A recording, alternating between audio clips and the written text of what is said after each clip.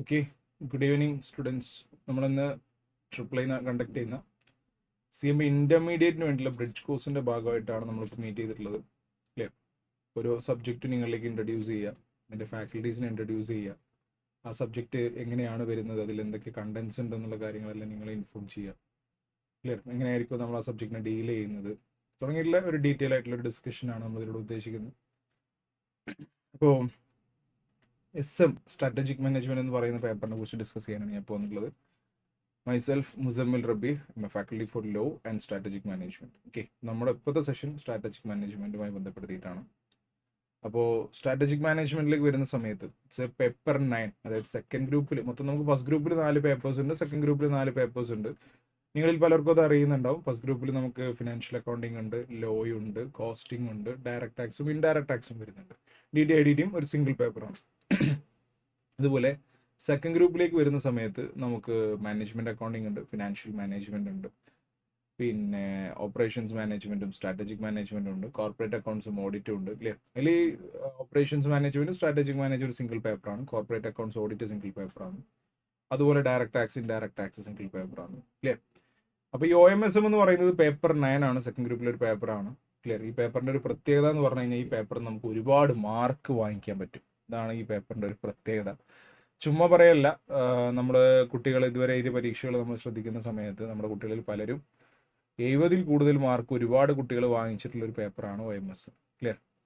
മുൻകാലങ്ങളിൽ OM 70 മാർക്കിന് operations മാനേജ്മെൻറ്റും strategic മാനേജ്മെൻറ്റും 30 മാർക്കിനുമാണ് ഉണ്ടായിരുന്നത്. പിന്നീട് 2022 സിലബസ് വന്ന സമയത്ത് അതിൻ്റെ പുതിയ അപ്ഡേഷനിലാണ് അതിൻ്റെ പേഴ്സൻറ്റേജിൽ വേരിയേഷൻ വരികയും ഓപ്പറേഷൻസ് മാനേജ്മെൻറ്റ് 60% ഒരു പോർഷനായി മാറുകയും അതിൻ്റെ കൂടെ സ്ട്രാറ്റജിക് മാനേജ്മെൻറ്റ് ഒരു 40% ആയി മാറുകയും ചെയ്തു. 40 മാർക്കിൻ്റെ ഒരു പോർഷനായിട്ടാണ് ഇപ്പോൾ സ്ട്രാറ്റജിക് മാനേജ്മെൻറ്റ് വരുന്നത്.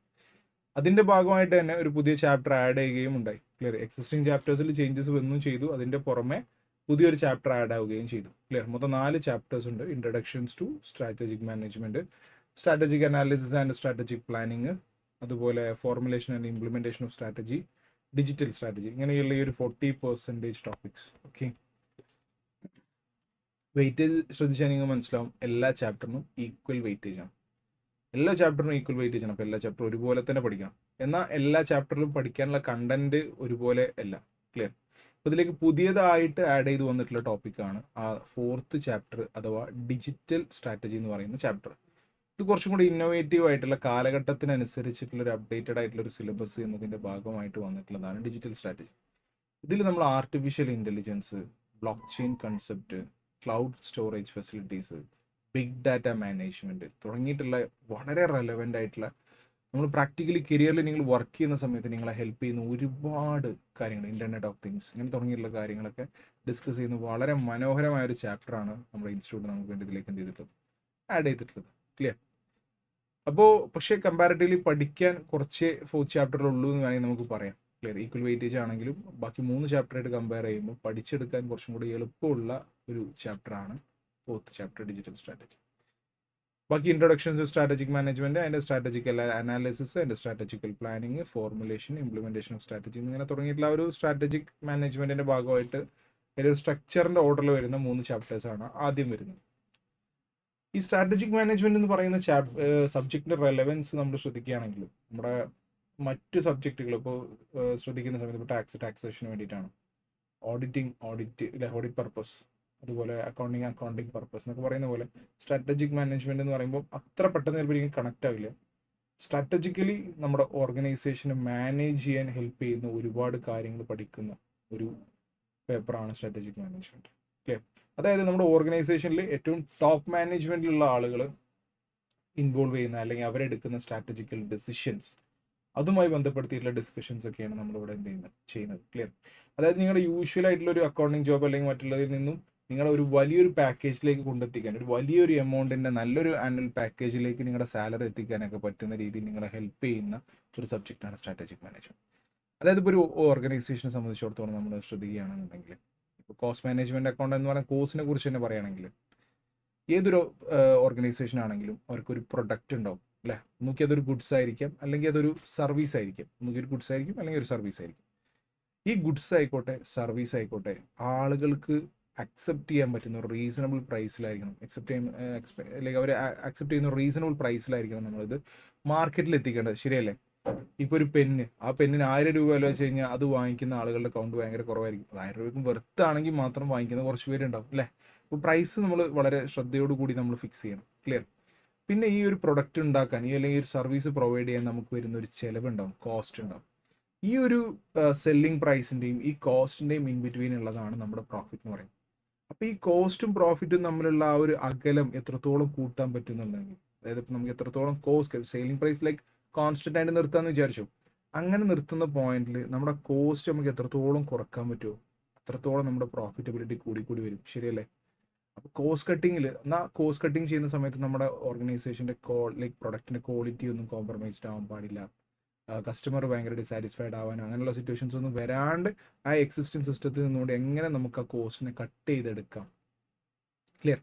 ആ കാര്യങ്ങളൊക്കെ ഡിസ്കസ് ചെയ്യുന്നത് നമ്മുടെ ഈ കോസ്റ്റ് മാനേജ്മെന്റ് കോഴ്സിൻ്റെ ഒരു ഭാഗമായിട്ട് വരുന്നതാണ്. അപ്പോൾ അതിനായിട്ട് ഡയറക്റ്റ്ലി കണക്ട് ചെയ്ത് വരുന്ന ഒരു സബ്ജക്റ്റാണ് strategic management.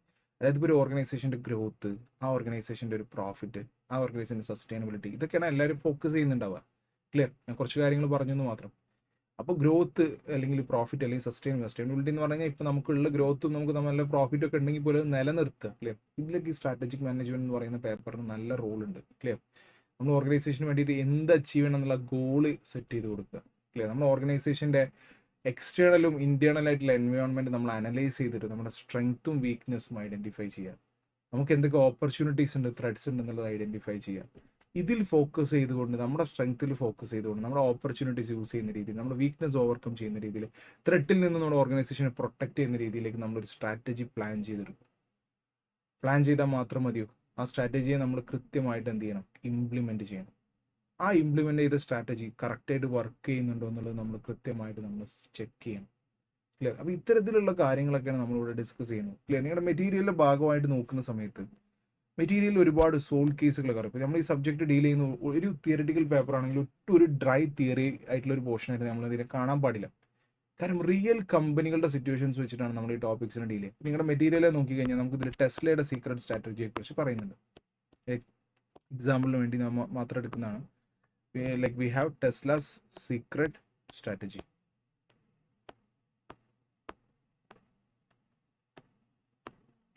Okay, solve case to Tesla secret. അതായത് ടെസ്ല എന്ന് പറയുന്ന കമ്പനി എല്ലാവർക്കും പൊതുവെ പോപ്പുലറായിട്ട് അറിയാവുന്ന, നമ്മുടെ നാട്ടിലെ റിലയൻസ് എന്ന് പറയുന്ന പോലെ വളരെ പോപ്പുലർ ആയിട്ടുള്ള ഒരു കമ്പനിയാണ് ടെസ്ല അല്ലേ? ഓണർ എലോൺ മസ്ക് ആണ്. ശരിയല്ലേ? അപ്പോൾ എലോൺ മസ്ക് ലീഡ് ചെയ്യുന്ന ലോകത്തിലെ തന്നെ ഏറ്റവും വലിയ, അതായത് ഏറ്റവും എന്താ പറയുക, സമ്പന്നനായ വ്യക്തിയായിട്ടുള്ള എലോൺ മസ്കിന്റെ കമ്പനിയാണ് ടെസ്ല എന്ന് പറയുന്നത്. ക്ലിയർ? അപ്പോൾ ഈ ടെസ്ല എന്ന് പറയുന്ന ഈ ഒരു ഓർഗനൈസേഷൻ ഇന്ന് ഈ കാണുന്ന ഒരു അച്ചീവ്മെന്റ് എത്തിയതിൽ, അല്ലെങ്കിൽ ഇന്ന് കാണുന്ന സക്സസ് എത്തിയതിൽ ഇതിന്റെ ബാക്കിൽ അവരുടെ ഒരു സീക്രട്ട് സ്ട്രാറ്റജി. ക്ലിയർ? അപ്പം ചിന്തിക്കണം എത്രത്തോളം ഇത് റെലവെന്റ് ആണെന്നുള്ളത് ചിന്തിക്കണം. ക്ലിയർ? ഒരു 4 സ്റ്റെപ്പ് സ്ട്രാറ്റജിയാണ് ഇതിനു വേണ്ടി യൂസ് ചെയ്തത്. അവര് ആദ്യം, അതായത് അവരുടെ ഉദ്ദേശം എന്ന് പറയുന്നത് അഫോർഡബിൾ ആയിട്ടുള്ള സ്പോർട്സ് കാറുകൾ, അഫോർഡബിൾ ആയിട്ടുള്ള ഇലക്ട്രിക് കാറുകൾ ആളുകളിലേക്ക് എത്തിക്കുക എന്നുള്ളതാണ്. പക്ഷെ അത് പെട്ടെന്ന് ഇവർക്ക് അത് അഫോർഡബിൾ ആയിട്ട് എത്തിക്കാൻ, കോസ്റ്റ് കട്ട് ചെയ്യാൻ ഇവർക്ക് പറ്റാതെ വന്നപ്പോൾ ഇവർ ചെയ്തത് എന്താ വെച്ചാൽ സ്ട്രാറ്റജിക്കലി ഇവർ അതിനെ ഡീൽ ചെയ്തു. ഇവർ ആദ്യം ഭയങ്കര എക്സ്പെൻസീവ് ആയിട്ടുള്ള പോർഷയെക്കാളും ഫെറാറിയേക്കാളും ഫാസ്റ്റർ ആയിട്ടുള്ള റോഡ്സ്റ്റർ എന്ന് പറയുന്ന ഒരു സ്പോർട്സ് കാർ ലോഞ്ച് ചെയ്യുകയുണ്ടായി. ക്ലിയർ? അങ്ങനെ ആദ്യം ആ സ്പോർട്സ് കാർ ലോഞ്ച് ചെയ്തതിന് ശേഷം പിന്നീട് അതിന്റെ പ്രോഫിറ്റ്സ് യൂസ് ചെയ്തിട്ട് കുറച്ചും കൂടെ അഫോർഡബിൾ ആയിട്ടുള്ള ഒരു കാർ ഇറക്കി. ക്ലിയർ? പിന്നീട് അതിനേക്കാൾ അഫോർഡബിൾ കാർ ഇറക്കി. ലൈക്ക് പ്രകൃതിക്ക് വലിയ ബുദ്ധിമുട്ടൊന്നും ഇല്ലാത്ത രീതിയിലുള്ള നല്ല എനർജി റിസോഴ്സസ് ക്രിയേറ്റ് ചെയ്യാൻ ശ്രമിച്ചു. ഇങ്ങനെ രീതിയിലാണ് ഇവർ ഓർഗനൈസേഷനെ വളർത്തിയെടുത്തത്.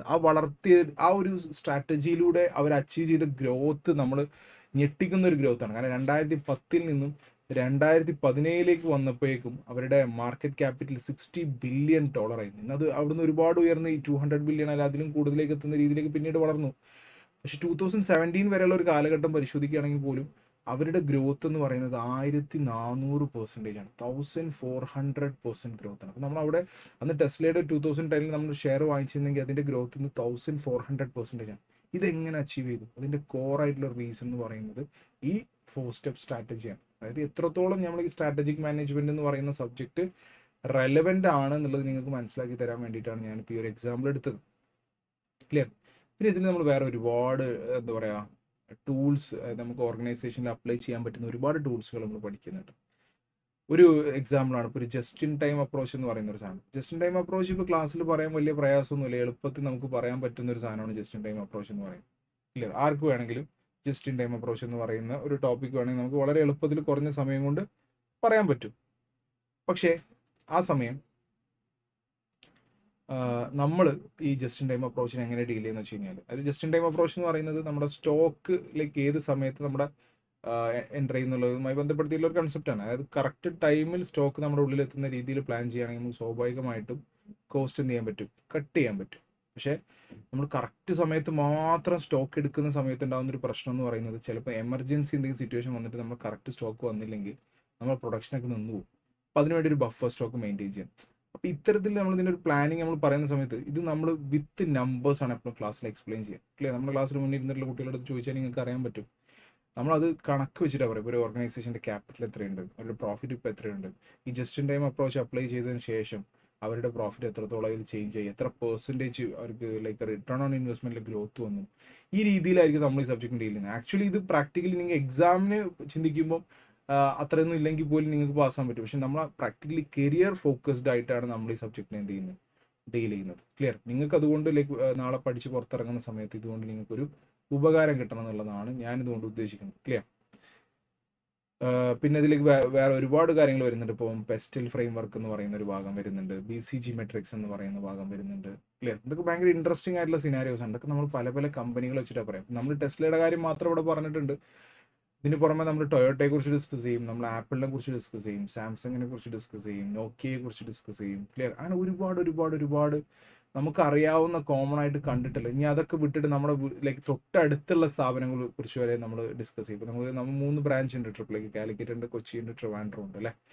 അപ്പോൾ ഈ കുട്ടികളെല്ലാം അഡ്രസ്സ് ചെയ്യാൻ പ്രോബബ്ലി ഞാൻ വരും. ക്ലിയർ? വരുന്നതാണ് പ്രതീക്ഷിക്കുന്നത്. എല്ലാ ബാച്ചിലും ഞാൻ വരും. അപ്പോൾ ഇത് ഓരോ സ്ഥലത്തും നോക്കണം. അപ്പോൾ കാലിക്കറ്റ് ഇപ്പോൾ നമ്മുടെ ഇൻസ്റ്റിറ്റ്യൂട്ടിൻ്റെ അടുത്തുള്ളതാണ് ടോപ്പ് ഫോം റെസ്റ്റോറൻറ്റ് അല്ലേ. അപ്പോൾ അവരെ നമ്മൾ എക്സാമ്പിളായിട്ട് എടുക്കും. ക്ലിയർ? ടോപ്പ് ഫോം റെസ്റ്റോറൻറ്റ് എടുക്കും. കൊച്ചിയിലേക്ക് വരുന്ന സമയത്ത് നമ്മൾ അവിടെ ലൈക്ക് നിയർ ബൈ ആയിട്ടുള്ള റെസ്റ്റോറൻറ്റ്സുകൾ, നമ്മുടെ സോമീസ് കഫേ, ഇതൊക്കെ നമ്മൾ എന്ത് ചെയ്യും, എക്സാമ്പിളായിട്ട് എടുക്കും. കാലിക്കറ്റിലേക്ക് ട്രിവാൻഡ്രത്തേക്ക് വരുന്ന സമയത്ത് നമ്മുടെ അടുത്തുള്ള ഒരു അലൈസ് എന്ന് പറയുന്ന ഒരു റെസ്റ്റോറൻറ്റ് ഉണ്ട് ഇവിടെ അടുത്തുള്ള, അവരെ നമ്മൾ എക്സാമ്പിളായിട്ട്. അതായത് നമുക്ക് അറിയാവുന്ന, നമ്മൾ കണ്ടിട്ടുള്ള സ്ഥാപനങ്ങളും കമ്പനികളും നമുക്ക് അറിയാവുന്ന അത്തരത്തിലുള്ള റിലേറ്റ് ചെയ്യുന്ന സാധനങ്ങളൊക്കെ വെച്ചിട്ടാണ് നമ്മൾ ടോപ്പിക് ഒരുപാട് എക്സാമ്പിളുകൾ വെച്ചിട്ട് രസകരമായിട്ടാണ് നമ്മൾ ഈ സബ്ജക്റ്റിന് എന്ത് ചെയ്യാറുള്ളത്, ഡീൽ ചെയ്യാറുള്ളത്. ക്ലിയർ?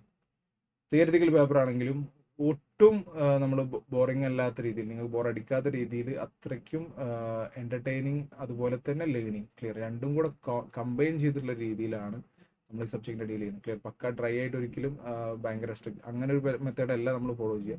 പക്ഷെ നിങ്ങൾ ഞാൻ പറയുന്ന കാര്യങ്ങൾ കറക്റ്റായിട്ട് ഫോളോ ചെയ്യണം. ഞാൻ പറയുന്ന ഒരു സ്റ്റഡി മെത്തേഡ് നിങ്ങൾക്ക് തരും. ലൈക്ക് തിയറിറ്റി ആയതുകൊണ്ട് തന്നെ സ്റ്റഡി റിവൈസ് അതാണ് നമ്മുടെ പോളിസി. ഇന്ന് പഠിക്കുക, ക്ലിയർ, ഇന്നെടുത്തത് ഇന്ന് തന്നെ പഠിക്കണം. അതിൻ്റെ കൂടെ ലൈക്ക് നാളെ എത്തുന്ന സമയത്ത് നാളെ തന്നെ പഠിക്കണം. അതിൻ്റെ കൂടെ മുന്നേ എടുത്ത് റിവൈസ് ചെയ്യണം. തേർഡ് ഡേയിലേക്ക് എത്തുമ്പോൾ തേർഡ് ഡേ എടുത്ത് പഠിക്കണം. തേർഡ് ഡേ എടുത്ത് പഠിക്കുന്നതിൻ്റെ കൂടെ മുന്നേ 2 ദിവസം എടുത്തത് എന്ത് ചെയ്യണം, അതിൻ്റെ കൂടെ റിവൈസ് ചെയ്യണം. അപ്പോൾ ഈ ഒരു മോഡ് ഓഫ് മെത്തേഡാണ് നമ്മൾ ലൈക്ക് സ്റ്റഡീസിന് വേണ്ടി പറയാം. അത് കൃത്യമായിട്ട് നിങ്ങൾ ഫോളോ ചെയ്യണം. നമ്മളിവിടെ കണ്ടക്ട് ചെയ്യുന്ന എക്സാമുകൾ നിങ്ങൾ കൃത്യമായിട്ട് അറ്റൻഡ് ചെയ്യണം. ഇങ്ങനെയൊക്കെ ചെയ്യുകയാണെന്നുണ്ടെങ്കിൽ നിങ്ങൾക്ക് അഗ്രിഗേറ്റിലേക്ക്, അതായത് ഒരു ഗ്രൂപ്പ് നമുക്ക് ക്ലിയർ ചെയ്യണമെന്നുണ്ടെങ്കിൽ നമുക്കൊരു 200+ മാർക്സ് വേണമല്ലോ. അതിലേക്ക് നിങ്ങൾ ഏറ്റവും കൂടുതൽ സപ്പോർട്ട് ചെയ്യാൻ പോകുന്ന ഒരു പേപ്പർ ആയിരിക്കും. പിന്നെ ചോദ്യത്തിൻ്റെ പ്രെഡിക്റ്റബിലിറ്റി നോക്കുകയാണെന്നുണ്ടെങ്കിൽ സത്യം പറഞ്ഞാൽ ഭയങ്കര എളുപ്പമാണ്. ടു ബി ഓണസ്റ്റ്, ഇതുവരെ നടന്ന എക്സാമ്പിൾ നോക്കുകയാണെങ്കിൽ നമ്മൾ പ്രിഡിക്റ്റ് ചെയ്യുന്ന ചോദ്യങ്ങൾ തന്നെ ഒരു 90% എക്സാമിന് എന്ത് ചെയ്യാറുള്ളൂ, വരാറുള്ളൂ. നമ്മൾ പറഞ്ഞിട്ടുള്ള കുറച്ച് ടോപ്പിക്കുകളുണ്ട്, അതിൽ തന്നെയാണ് റെഗുലറായിട്ട് ക്വസ്റ്റ്യൻസ് ചോദിക്കാറുള്ളത്. ക്ലിയർ? അപ്പോൾ ഇതിൽ സ്കോർ ചെയ്യാന്ന് പറയുന്ന ഒട്ടും ചലഞ്ചിങ്ങില്ല. അതിൻ്റെ പുറമെ നിങ്ങൾക്ക് നിങ്ങളുടെ കരിയർ ഗ്രോത്തിന് ഹെൽപ്ഫുൾ ആവുന്ന രീതിയിലുള്ള ഒരു സെഷനായിട്ടായിരിക്കും നമ്മൾ ഇതിനെ എന്ത് ചെയ്യുന്നത്, കണ്ടക്ട് ചെയ്യുന്നത്. അപ്പോൾ എല്ലാവരെയും ഞാൻ എവറി സ്റ്റുഡൻസ് ലൈക്ക് ചിലർ ഓൾറെഡി ജോയിൻ ചെയ്തിട്ടുണ്ടാവും, ചിലർ ജോയിൻ ചെയ്യാൻ നിൽക്കുന്നവരുണ്ടാവും. ക്ലിയർ? അല്ലെങ്കിൽ ചിലർ കൺഫ്യൂസ് അടിച്ച് നിൽക്കുന്നുണ്ടാവും. എല്ലാവരെയും ഞാൻ നമ്മുടെ CMA ഇൻ്റർമീഡിയറ്റിൻ്റെ സെഷൻസിലേക്ക് വെൽക്കം ചെയ്യാണ്. Hoping to meet you all the. Clear? Thanks for every one for supporting me here. എല്ലാവർക്കും thank you. Let's meet at every branches like Calicut, Kochi, ട്രിവാൻഡ്രമായിട്ട് പല ടൈംസ് ആയിട്ട് നമുക്ക് എല്ലാവർക്കും നേരിട്ട് മീറ്റ് ചെയ്യണം. ഈ പറഞ്ഞതൊക്കെ ഉള്ളതാണോ അല്ലെങ്കിൽ ഇതിലെന്തെങ്കിലും വ്യത്യാസം ഉണ്ടോ എന്നുള്ളത് നിങ്ങൾ ക്ലാസ്സിൽ വന്ന് നോക്കിയതിന് ശേഷം നിങ്ങൾക്ക് മനസ്സിലാക്കാൻ പറ്റും. Okay, thank you.